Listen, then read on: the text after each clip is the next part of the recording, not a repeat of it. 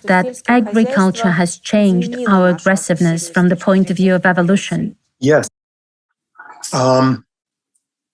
There is a whole school of anthropologists who say humans have been violent, humans have had warfare all the way back to when humans and chimps split off.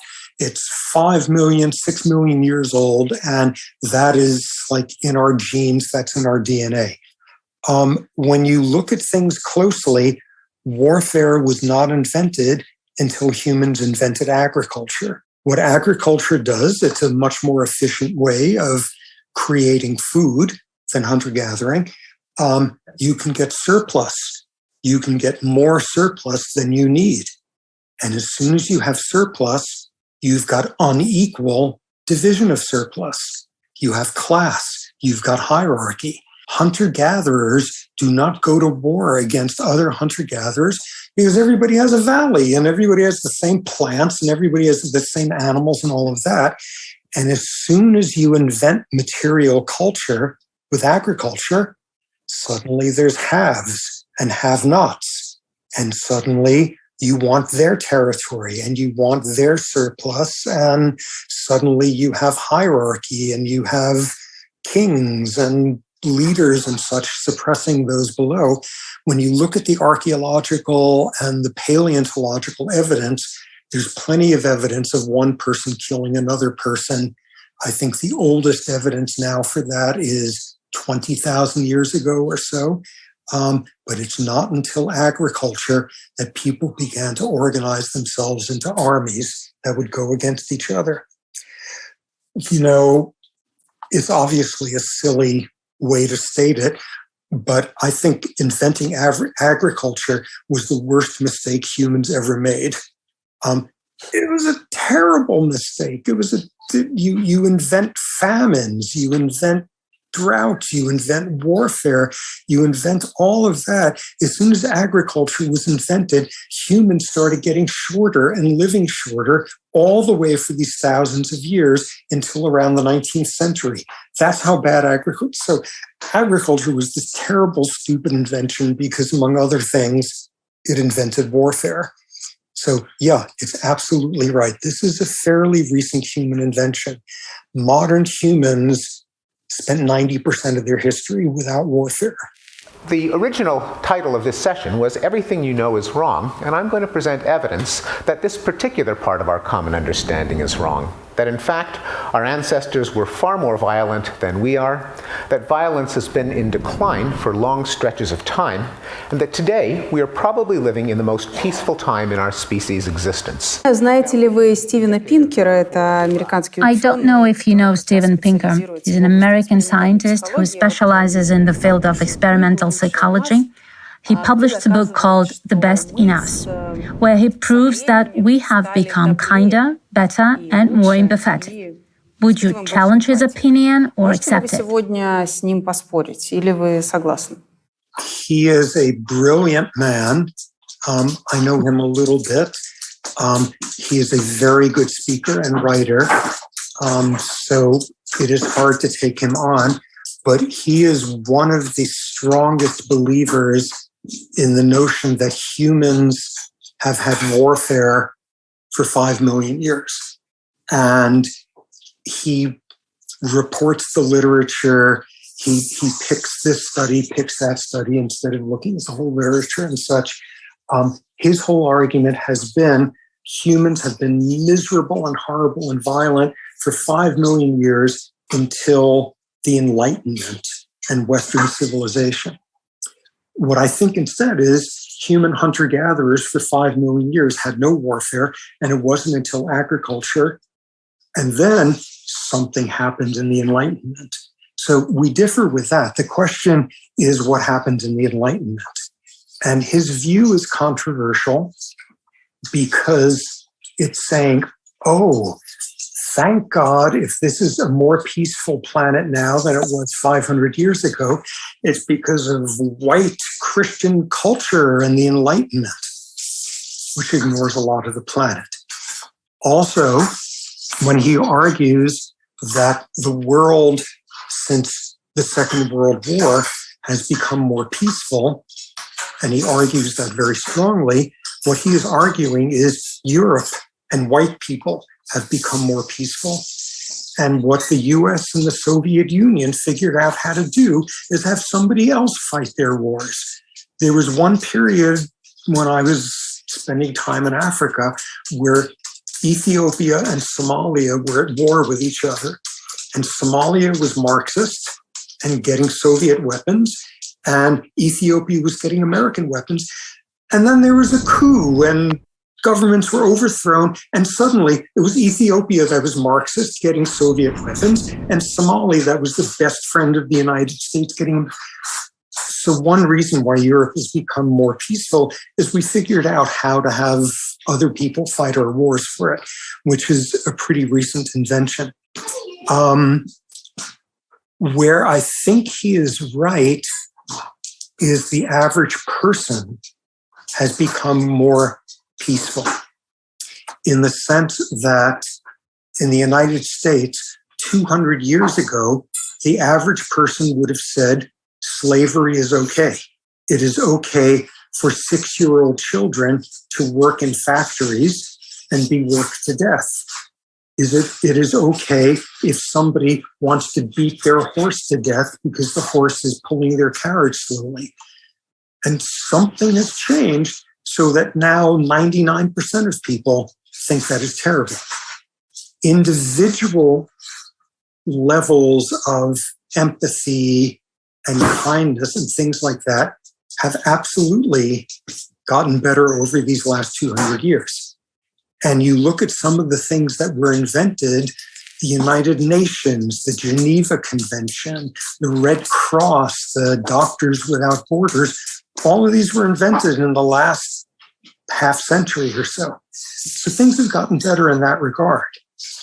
The ways in which they have not is you get somebody who is violent now, and instead of taking a club and hitting an innocent person over the head in their medieval village, they now have an automatic weapon where they can shoot 30 people in 10 seconds.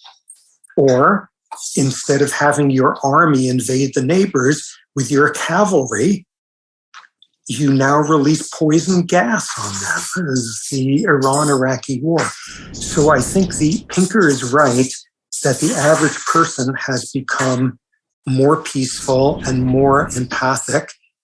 And some of it has to do with European culture, hooray for that, but not all of it. But at the same time, the people who are evil and damaging now can do so much more damage than the evil, damaging people in the past. I mean, what Hitler did was, in the 1920s, this man, Henry Ford, in the United States, figured out how to automate, how to make the construction of an automobile completely automatic in a factory.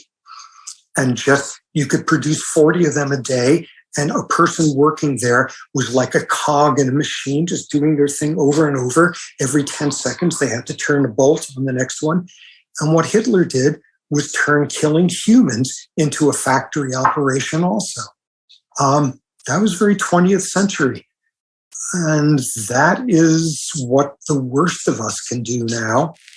At the same time, we've got the exact same wiring as any other animal out there, built around empathy and social affiliation. And it's exactly the same, except we can be empathic to somebody on the other side of the planet and send money to them. Or we can sit and read about how the volcanic explosion in Pompeii 2,000 years ago, seeing people who died sheltering their child, and you see the casts of it, and you can feel their pain 2,000 years later. Or again, you can read a book and your heart breaks over a character. We are smart enough that we are capable of being the most violent, horrible species on Earth and the most altruistic. And in both cases, we are able to do it in ways that no other animal can understand. Robert, do you think tolerance is a natural state of a human? Or is it rather a made-up cultural norm? I'm definitely of the opinion that most of the interesting things about humans were not invented by humans. And you can see precedent for it, other primate species. I'm not very impressed with how much human culture has invented wonderful things. Okay. Okay, talking about animals and their tolerance, what is it like, tolerance in animals, not people? Толерантность животных, не людей. Yeah, a great one would be basically you look at a troop of baboons, which is what I've spent 30 years studying, and tolerance consists of a new young male will join a group, and does everybody beat up on him the next day? Does everybody take out their frustrations on him? Is he allowed to sit among everyone? Is he allowed to groom with other individuals? And different baboon troops have very different levels of tolerance, where in some troops, a new individual, it will take 70 days before anyone will interact with them. In other troops, it takes 3 days.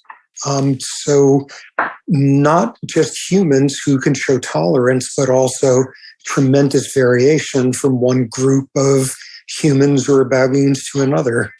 As a biologist, would you say the fittest survive or the friendliest? The thinking about Darwin, not Darwin himself, but people who misinterpreted Darwin, the idea that animals behave for the good of their own species, and the idea that what evolution is about is survival of the fittest.